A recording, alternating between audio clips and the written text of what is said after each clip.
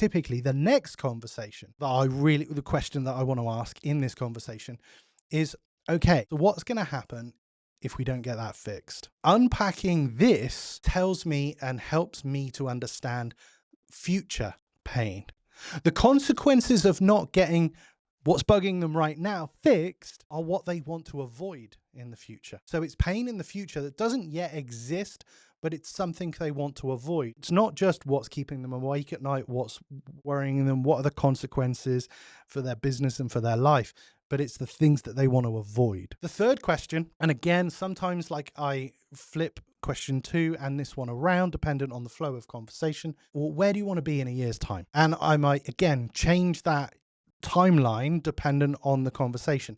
It might be that I'm selling something that's quite a quick fix, and I might say, so where would you like to be in 3 months? But if it's potential for me to be able to think, well, actually, this is something that could be worked on for some time, I might take some time, I might say, well, where do you want to be next year? So that I can pre-frame an aspiration, a destination, a vision, a goal, an ambition for the future. I want to understand what they want in their future. When I understand these 3 things, the frustrations now, the fears in the future, and the aspiration in the future, I can then prescribe the ideal next step. I don't want to just dive in and go, here's my offer. I want to basically get an invitation to be able to present an offer. And some people would often say, well, this is like the yes bias, and I'm trying to get people to say yes, but I'm not doing it from that perspective. I want an invitation.